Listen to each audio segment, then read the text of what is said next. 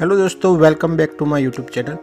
आप सब जानते ही है कि अब टैक्स की दो रिजिम हो गई है, यानी ओल्ड रिजिम जिसमें हम अब तक रिटर्न भरते आए हैं और दूसरी है टैक्स की न्यू रिजिम। आज हम जानने वाले हैं इनकम टैक्स की न्यू रिजिम में कौन से एग्जम्पशन एंड डिडक्शन मिलेंगे और कौन से एग्जम्पशन एंड डिडक्शन जो ओल्ड रिजिम में मिलते हैं वो न्यू रिजिम में नहीं मिलेंगे। तो चलो शुरू करते हैं। पहले हम जानते हैं कौन से एग्जम्पशन एंड डिडक्शन जो टैक्स की न्यू रिजिम में हमें डिडक्शन नहीं मिलेगा, यानी हमें क्लेम नहीं कर पाएंगे जो ओल्ड रिजिम में मिलता है। तो उसमें पहला है जो सैलरी वालों को मिलता है प्रोफेशनल टैक्स, एंटरटेनमेंट अलाउंस और स्टैंडर्ड डिडक्शन जो 50,000 जो मिलता है वो न्यू रिजिम में नहीं मिलता। स्टैंडर्ड डिडक्शन की बात करें 50,000 की, तो वो फाइनेंशियल ईयर 2023 के लिए ही अब एप्लीकेबल है, जो नहीं मिलेगा। 23-24 फाइनेंशियल ईयर से वो डिडक्शन में मिलेगा न्यू रिजिम में भी, ठीक है। दूसरा है लीव ट्रैवल अलाउंस यानी LTA जो सैलरी वालों को मिलता है वो न्यू रिजिम में नहीं मिलेगा।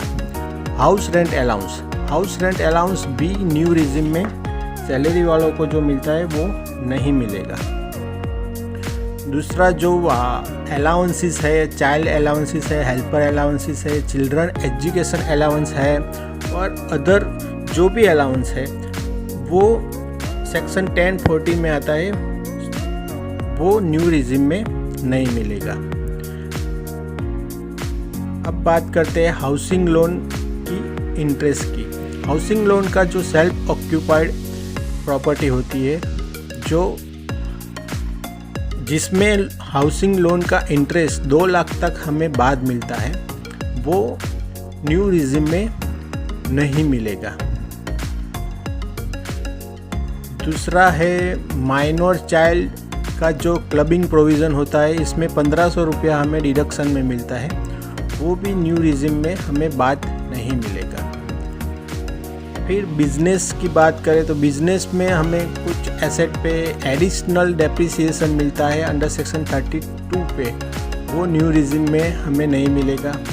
फिर स्पेशल बिजनेस में जो इन्वेस्टमेंट करते हैं जैसे कि रिसर्च एंड डेवलपमेंट, जैसे सेक्शन है 32AD, 33AB, 35, उसमें जो भी आप इन्वेस्ट करोगे उसका डिडक्शन हमें मिलता है, वो न्यू रिजिम में नहीं मिलेगा। फिर उसमें आएगा कि अगर आपका एडिशनल डेप्रिसिएशन के लिए आपको लॉस हुआ होता है पिछले साल और वो कैरी फॉरवर्ड हो रहा है तो वो आपको बाद नहीं मिलेगा। और वैसे ही स्पेसिफाइड बिजनेस में भी जो भी लॉस होता है वो अगर कैरी फॉरवर्ड हो रहा है तो टैक्स की न्यू रिजिम में आपको वो डिडक्शन में नहीं मिलेगा।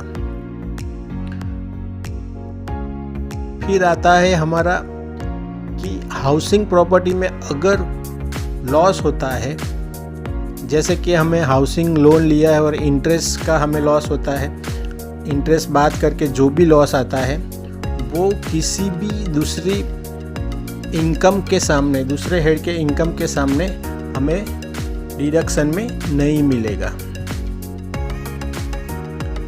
फैमिली पेंशन का जो स्टैंडर्ड डिडक्शन है अंडर सेक्शन 57 में, वो फाइनेंशियल ईयर 22-23 तक ये नहीं मिलेगा। और अभी ये बजट 23 जो अभी फरवरी 2023 में फाइनेंस मिनिस्टर ने जो डिक्लेयर किया है उसके हिसाब से हमें 23-24 फाइनेंशियल ईयर से फैमिली पेंशन का स्टैंडर्ड डिडक्शन न्यू रिजिम में मिलेगा। अभी हम बात करते हैं सेक्शन 80 की जो सीरीज़ है टोटल चैप्टर 6A में, जैसे कि 80C, 80D, 80E, 80G, 80T 80AA, 80TTB और 80U जो सेक्शन है जिसमें हम इन्वेस्टमेंट का डिडक्शन ले रहे हैं, मेडिक्लेम ले रहे हैं, वो सारे डिडक्शन अब न्यू रिजिम में नहीं मिलेंगे। पर दो ऐसे इन्वेस्टमेंट है जो हमें न्यू रिजिम में भी मिलेंगे, जैसे कि 80CCD2 एम्प्लॉयर जो कंट्रीब्यूशन करता है एनपीएस में, वो एंड 80JJA पर न्यू एम्प्लॉयमेंट के में जो भी कॉस्ट होती है उसमें हमें एक्सपेंस होता है वो हमें बाद मिलता है, वो सिर्फ न्यू रिजिम में मिलेंगे। बाकी सारे चैप्टर 6A के 80 सीरीज़ वाले कोई भी डिडक्शन न्यू रिजिम में हमें बाद नहीं मिलेंगे।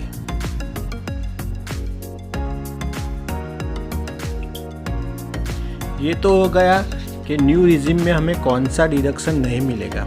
चलो अब देख लेते हैं कि टैक्स की न्यू रिजिम में हमें कौन सा डिडक्शन मिलेगा। ठीक है, तो उसमें पहला होता है जो ब्लाइंड लोग होते हैं उसको ट्रांसपोर्टेशन अलाउंस 3200 दिया जाता है सैलरी वालों को, उसको हम ये न्यू रिजिम में भी बाद मिलेंगे। ठीक है, conveyance expenditure incurred as a part of the employment, means जो भी कन्वेयंस एम्प्लॉयमेंट के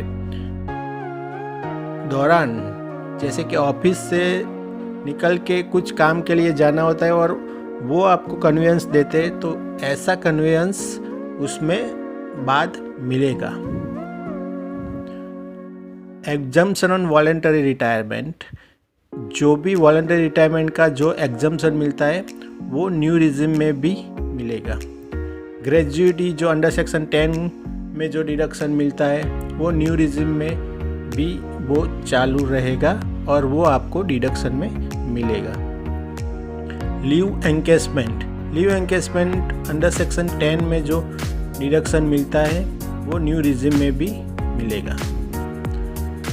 अभी बात करते हैं इंटरेस्ट ऑन होम लोन। जो भी आपकी लेट आउट प्रॉपर्टी है उस पे आप अगर लोन चल रहा है और उसमें आप इंटरेस्ट पेड कर रहे हो तो उसका इंटरेस्ट आपको बाद मिलेगा। यहाँ पे ध्यान रखने की बात है कि अगर सेल्फ ऑक्यूपाइड है तो आपको इंटरेस्ट होम लोन का बाद नहीं मिलेगा, पर वही प्रॉपर्टी अगर लेट आउट है तो आपको इंटरेस्ट बाद मिलेगा। आगे है employer's contribution to NPS account. Employer का कोई भी कंट्रीब्यूशन होता है एनपीएस अकाउंट में तो आपको डिडक्शन के तौर पे यहाँ पे मिलेगा। और 80JJA जो हमने आगे बात किया, एडिशनल वर्कर जो आप हायर करते हो और उसका कॉस्ट होता है, तो इस सेक्शन में जो भी डिडक्शन मिलता है वो आपको टैक्स की न्यू रिजिम में भी वो डिडक्शन मिलेगा। रिबेट अंडर सेक्शन 87A का जो रिबेट है वो भी आपको टैक्स की न्यू रिजिम में मिलेगा।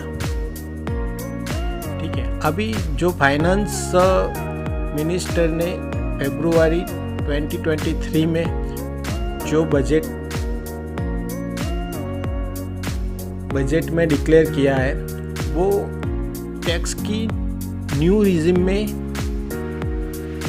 कुछ ऐसे डिडक्शन है जो पहले नहीं मिलते थे, वो अब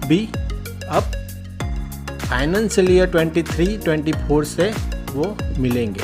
उसमें पहला है जो हमने आगे बात किया, सैलरी वालों को स्टैंडर्ड डिडक्शन 50,000 वो फाइनेंशियल ईयर 23-24 से मिलेगा।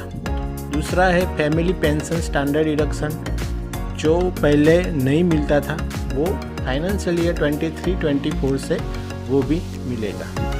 फिर आता है ये नया सेक्शन है अग्निवीर कर्पस फंड में अगर आप कुछ पेमेंट करते हो या डिपॉजिट करते हो तो आपको टैक्स की न्यू रिजिम में वो डिडक्शन के तौर पे मिलेगा। तो आज के लिए इतना ही। आशा करता हूँ आपको ये वीडियो पसंद आया होगा। Thank you.